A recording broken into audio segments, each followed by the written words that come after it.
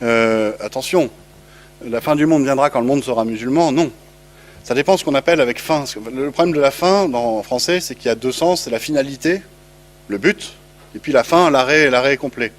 Il n'y a pas d'arrêt complet du monde chez les musulmans, pas plus que chez nous d'ailleurs. Je ne pense pas que Dieu ait le projet de détruire la terre après le jugement final. La transformer, la création est appelée à rentrer dans la gloire. C'est pas tout à fait la même chose que une destruction, quoi. Mais en fait, les musulmans croient qu'il arrivera un moment où, justement, Jésus musulman redescendra physiquement sur terre. Il y aura des événements apocalyptiques, il y aura le Mahdi, il y aura ci, il y aura ça, et les musulmans partiront à la conquête du monde entier sous la bannière du Mahdi, qui paraît comme ça pourra les unir tous, alors qu'ils sont quand même extrêmement divisés aujourd'hui. Et que face à la force des armées musulmanes, les mécréants seront subjugués, alors soit trucidés, soit ils se convertiront, et tout le monde sera musulman, et ce sera la paix et la félicité. C'est un peu frustre, mais je dirais que c'est exactement le même genre de raisonnement qu'on a pu trouver en 89 ou 93 chez les révolutionnaires, ou chez Che Guevara, ou chez les communistes, ou chez les anabaptistes au XVIe siècle en Allemagne, ou, je sais pas moi, chez les pèlerins venus de Hollande et d'Angleterre qui ont débarqué en Amérique pour fonder le nouvel Israël. En fait, c'est une idéologie qui poursuit l'humanité depuis qu'elle a commencé à croire que son salut du mal était possible. Oui. En fait, ce qui est assez bizarre dans l'islam, c'est qu'on a un mélange entre la vie après la mort et la vie au jugement dernier, au jour du jugement dernier, en fait. Et les deux conceptions se regroupent.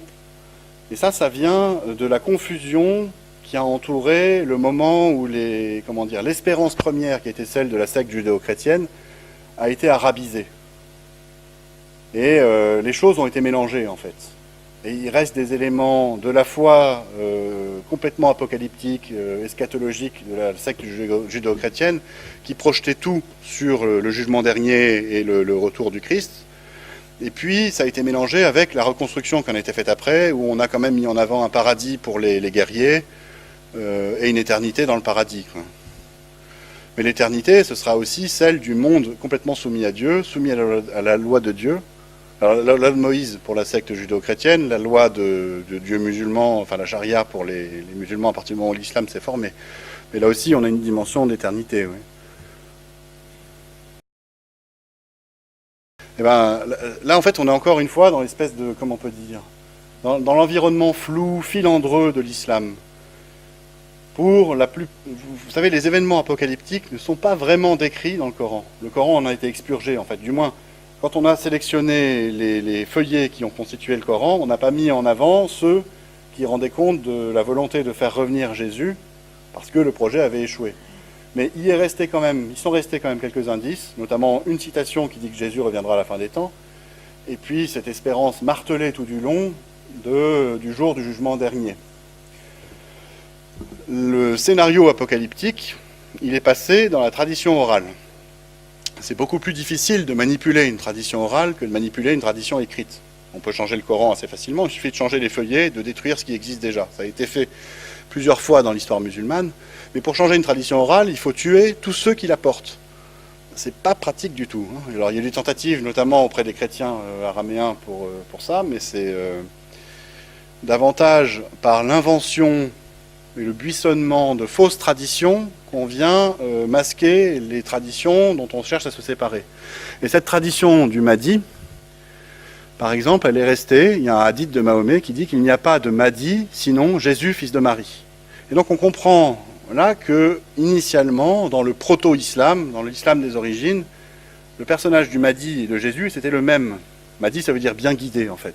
C'est pas un nom propre.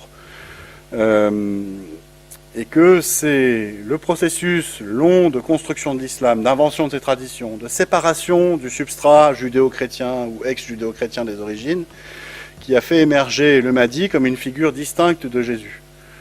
Alors chez les sunnites, le Mahdi, c'est une sorte de super calife, le personnage qui va prendre la tête des politiques de l'armée et puis de la communauté des musulmans. Chez les chiites, le Mahdi, il est plus proche de la figure de Jésus, c'est le dernier imam. Chez les chiites, les duodécimains, puis même tous les autres, il y a cette idée que la révélation s'est continuée par la prédication des imams successeurs de Mahomet. Et que chez les duodécimains, par exemple, les Iraniens principalement, le dernier d'entre eux, le 12e, a été occulté, enlevé par Dieu, gardé en réserve au 9e siècle, ce qui est exactement la même façon que les... Enfin, j'y reviendrai. Gardé en réserve au 9e siècle par Dieu, qui le renverra pour les événements de la fin des temps, où il prendra la tête des armées musulmanes pour partir à la conquête du monde. Et au passage, c'est exactement comme ça que les sunnites et les chiites voient le rôle de Jésus. Il a été enlevé par Dieu au moment de la crucifixion, gardé en réserve, jusqu'à ce que Dieu le renvoie pour une redescente physique sur terre, où il va prendre la tête des armées et soumettre le monde entier à la loi de Dieu. Alors on trouve des textes, à Qumran notamment, en fait, un des éléments très importants dans ce cheminement de recherche, ça a été la découverte des textes de Qumran, qui rendent compte de l'évolution de la pensée juive sous l'influence des idées chrétiennes. Et on commence d'y trouver les idées messianistes, en fait. Et à Qumran, on a trouvé justement des documents, un document qui s'appelle les pièges de la femme, ou les pièges des femmes, qui montrent que les femmes détournent les bons croyants du projet, en fait. Et c'est ce qu'on trouve après dans le Coran. Le Coran dit que les femmes et les familles sont un empêchement de mener à bien le bon projet musulman. Et ce statut inférieur des femmes, on peut tout à fait le comprendre aussi par analogie avec les autres idéologies. C'est ça qui est intéressant avec l'islam, c'est qu'on peut comparer la mécanique psychologique qu'il y a dans l'islam avec celle d'autres idéologies qui sont parues après, qui fonctionnent de la même façon. Dans toutes les idéologies, l'homme et la femme on attaque l'homme dans sa virilité et la femme dans sa féminité pour en faire une espèce d'homme nouveau et de femme nouvelle, voire d'androgyne nouveau. Regardez chez les soviétiques par exemple, hommes et femmes faisaient les mêmes choses, combattaient ensemble au front par exemple. Chez les Chinois ça se ressemble également. En fait, derrière ça, on peut y voir la volonté donc de détourner les hommes des femmes. Pourquoi ? Parce que les femmes, dans un sens, sont beaucoup moins touchées par ces chimères de sauver le monde avec des projets politiques, parce que le sens de la vie, d'une certaine façon, puisqu'elles portent la vie, il leur est beaucoup plus facilement accessible. Elles sont moins sensibles à toutes ces sirènes-là, parce que physiologiquement, c'est beaucoup plus facile pour une femme de trouver le sens de la vie que pour un homme. Et donc de fait, tous ces projets de sauver le monde, c'est beaucoup des trucs de bonhommes en fait, qui cherchent un sens de la vie et qui veulent transformer tout ça, quoi. C'est très paradoxal. Et puis d'autant plus que l'islam affirme avoir libéré la femme par le statut inférieur qu'il lui donne, parce que soi-disant c'était pire avant. Or là, on est dans la reconstruction complètement fantasmée. Et un exemple tout simple pour s'en rendre compte, c'est que Mahomet a épousé une femme de pouvoir, plus âgée que lui, et qui était sa patronne.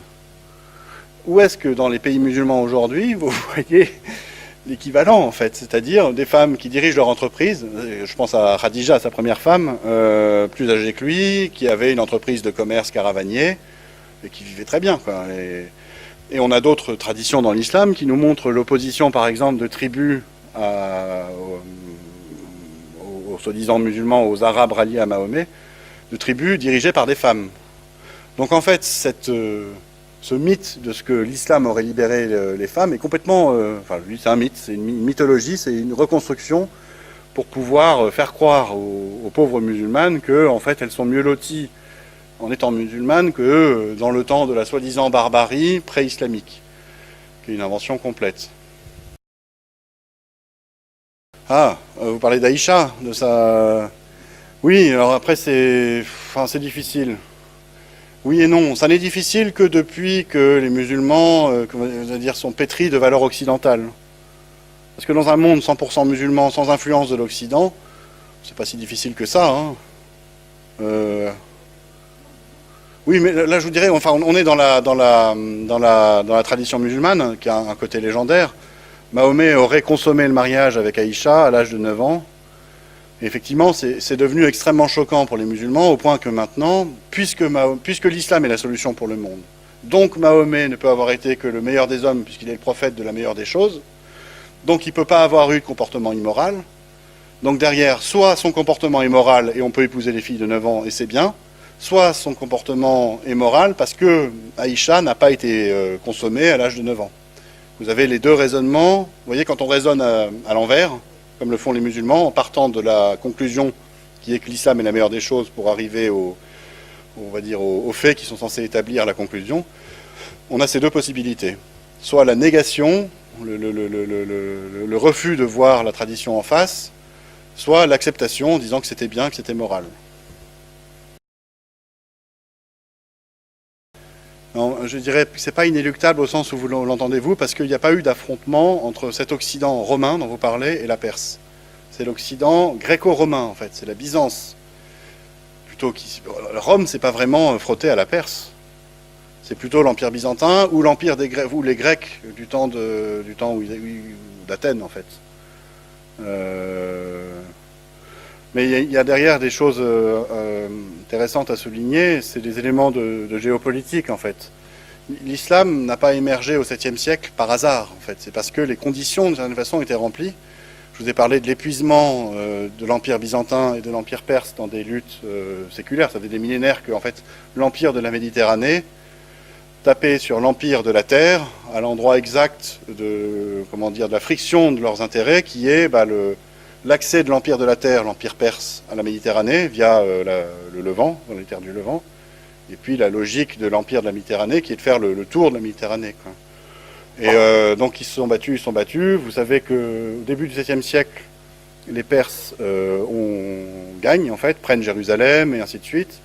Puis que Héraclius, à partir des années 620-622, commence une campagne de reconquête pour arriver à une conquête complètement finale de la Perse, quoi. Et donc la Perse est à genoux à ce moment-là, mais la Perse c'est quand même un empire avec une grande inertie.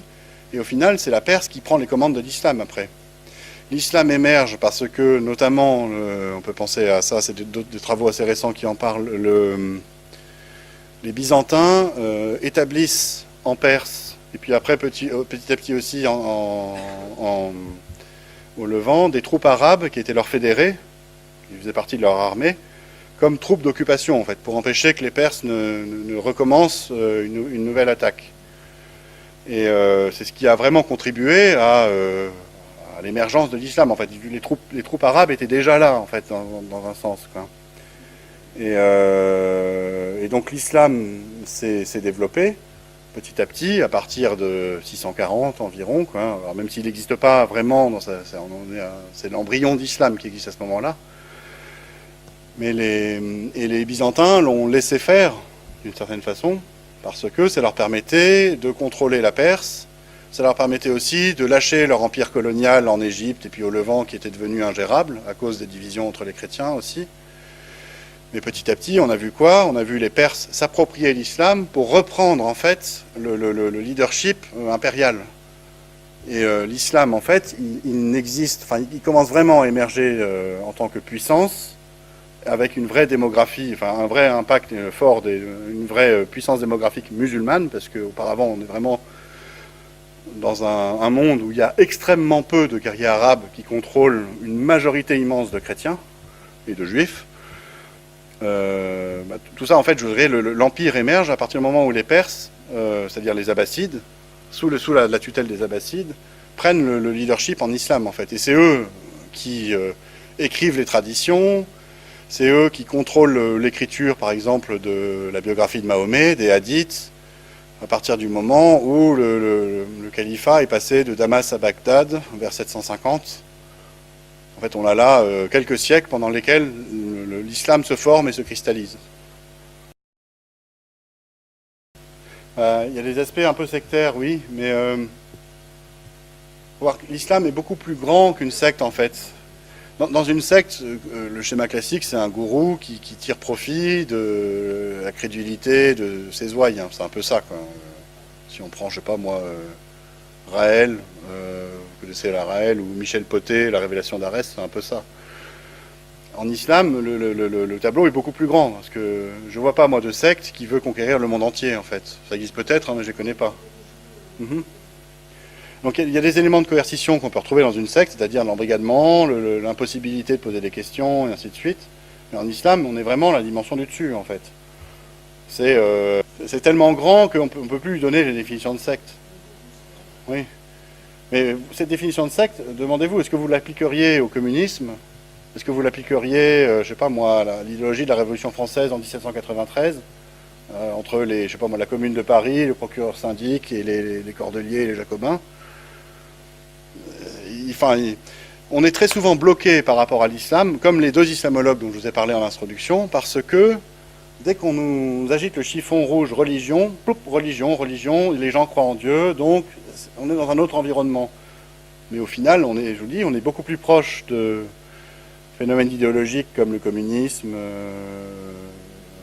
que de ce que nous, on pense être une religion. Parce que nous, en fait, nous occidentaux, la religion, c'est ce qui nous a été enseigné, hein, c'est ce qui revient à Dieu, et non pas à César.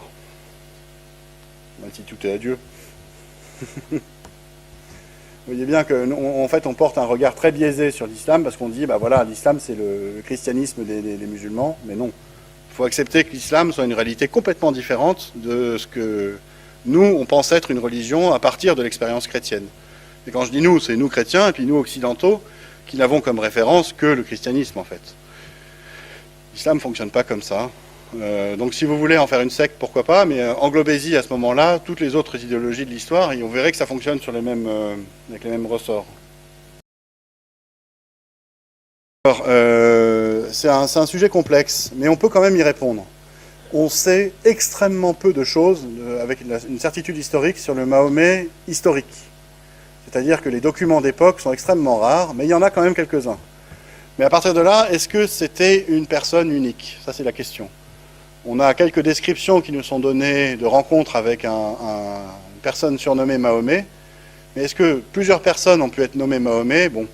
Alors, en revanche, il y a une chose dont on peut être sûr, c'est que quand il y a un groupe qui fait la guerre, il n'y a pas 6 chefs, il y en a un. Et donc, il y a eu à un moment dans l'histoire un chef nommé Mahomet. Ça, c'est sûr et certain. C'est une question de simple épistémologie, en fait. C'est-à-dire que même si on n'a pas toutes les preuves pour pouvoir l'affirmer, c'est logique qu'il y ait eu un chef.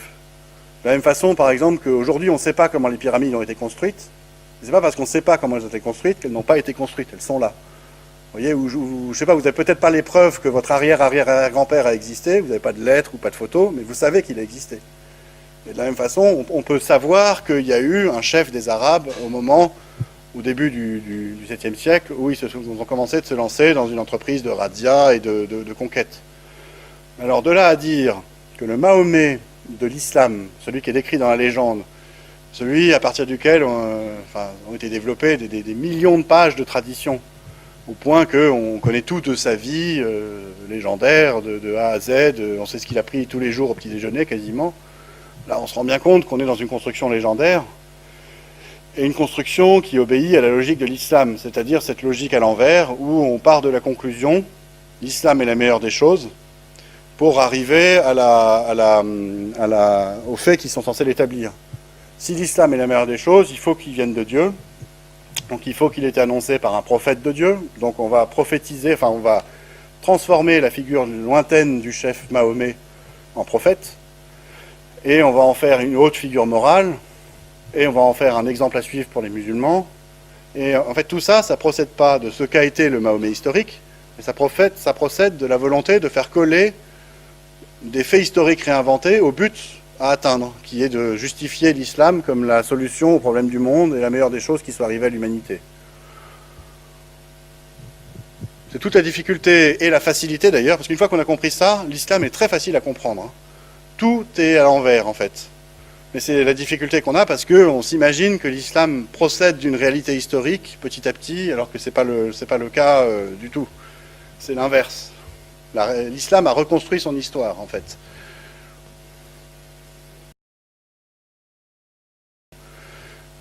Pour ce qui est de l'islam, on a quand même là maintenant un énorme dossier scientifique à l'appui de ce que je viens de vous dire. Et d'une certaine façon, la messe est dite. Il ne reste plus, en fait, maintenant qu'à mieux communiquer sur ces découvertes, mieux les comprendre, mieux les mettre en rapport les unes avec les autres. Mais le dossier historique sur l'islam, il a été rassemblé. On pourra toujours l'améliorer, il y a toujours des découvertes qui se passent. On a découvert il n'y a pas longtemps, par exemple, des manuscrits en arabe qui nous montrent que le Coran vient de traduction de la Bible en arabe et pas l'inverse. Enfin bon, des choses nouvelles arrivent de temps en temps, mais le scénario d'ensemble dont je vous ai parlé, il est validé maintenant. Enfin, il est validé, on ne le remettra pas en cause. On pourra toujours montrer qu'il y a d'autres influences que la secte judéo-chrétienne dont je vous ai parlé, mais cette influence-là, elle est déterminante. C'est-à-dire qu'on peut montrer qu'il y a eu des influences éthiopiennes, égyptiennes, des influences de chrétiens monophysites dans l'islam, et il y en a eu plein. Mais elles ne sont pas, comment on peut dire, ce ne sont pas ces influences-là qui ont introduit cette idée inexistante ailleurs que Dieu avait choisi des gens pour qu'ils sauvent le monde. Si vous regardez par exemple les conflits entre les chrétiens d'Orient au 7e siècle, entre tous les monophysites et les chrétiens, enfin vous savez, enfin, c'était un joyeux panier de crabes au Moyen-Orient à cette époque-là, vous n'avez aucune des factions chrétiennes qui défend l'idée que Dieu les aurait choisis, élevés au-dessus des autres hommes, pour qu'ils aillent conquérir la terre et les soumettre à sa loi. Ça, c'est une idée qui est complètement nouvelle, en fait, par rapport à ce que ces chrétiens-là pensaient, en fait. On ne peut pas ramener l'apparition de l'islam au seul conflit de christologie entre les chrétiens, puisque cette idée de conquête du monde, elle est absente, en fait. Et le seul endroit où on la retrouve, c'est dans les textes de Qumran, un petit peu, et puis dans certaines des observations qui sont faites dans la patristique sur les Nazaréens qu'on peut voir dans l'histoire entre le 1er siècle et le 7e siècle. Et donc on est forcé de se rendre compte et de se rendre à l'évidence que cette secte judéo-chrétienne a eu un impact quand même très fort pour galvaniser en fait ces Arabes et les envoyer à la conquête du monde. Bon, on commence à avoir des choses intéressantes, hein. Vous savez, là depuis 2010 par exemple, il y a un chercheur canadien, Dan Gibson, qui a montré, par l'archéologie justement, qu'on ne trouve aucune mosquée pointant la direction de la prière à la Mecque avant l'an 727, je crois. Ça, c'est l'archéologie. Et donc, par l'archéologie, on peut montrer, par exemple, que la Mecque n'avait pas du tout le statut qu'elle a selon la tradition musulmane, voire même que la ville en tant que telle n'existait pas à l'époque de Mahomet. Mais alors, il y en a eu sans en avoir eu, parce que les Saoudiens ont complètement transformé la Mecque. Vous êtes au courant, ils en ont fait une espèce de Las Vegas de l'islam, un truc gigantesque. Vous savez, maintenant, il y a des millions de pèlerins qui viennent au pèlerinage annuel à la Mecque, là où, il y a 100 ans, il n'y en avait même pas 10 000. Et donc, ils ont construit, c'est la folie des grandeurs, des buildings gigantesques, hauts comme la Tour Eiffel, des hôtels de luxe. Alors après, vous avez tout le décorum mondialiste, les cafés Starbucks et les McDonald's, hein, halal, bien sûr. Et ce faisant, en fait, ils ont complètement retourné le sous-sol de la vieille ville. Alors les Saoudiens sont peut-être un peu iconoclastes dans leur idéologie ancienne, mais ils ne sont pas non plus complètement stupides. S'ils avaient trouvé des vestiges, on en aurait entendu parler. Ce genre de fouille, c'est quand même surveillé par des commissaires de leur commissariat à l'archéologie et au maintien des lieux saints. Et on n'a rien trouvé. Le chercheur canadien dont je vous parlais, Dan Gibson, il a quelques amis archéologues saoudiens qui lui ont dit, alors sous le sceau du secret, parce que ça, ils ne vont pas le clamer sur les toits, qu'on n'a rien trouvé à la Mecque en matière archéologique dans ces travaux de reconstruction, qui ne datent d'avant la fin du 9e siècle. Bon, et on a d'autres indices à côté pour comprendre que, comme je vous l'ai dit, notamment avec les Qibla, puis avec d'autres indices, que la fondation de la Mecque daterait de la fin du 7e siècle, et que sa transformation progressive en ville des origines de l'islam, ça se fait au cours des siècles et principalement au 9e siècle. C'est au 9e siècle, avec la publication définitive des traditions et la cristallisation de l'islam qui arrive juste après, que les choses se fixent. Et en tout cas, c'est à partir du 9e siècle qu'on commence par l'archéologie de voir que toutes les nouvelles mosquées qui sont construites pointent la direction de la prière à la Mecque et plus ailleurs, notamment par exemple à la ville de Pétra. bien. Merci, merci Olaf. Pardon de couper. On a vraiment été... Non, merci. Voilà.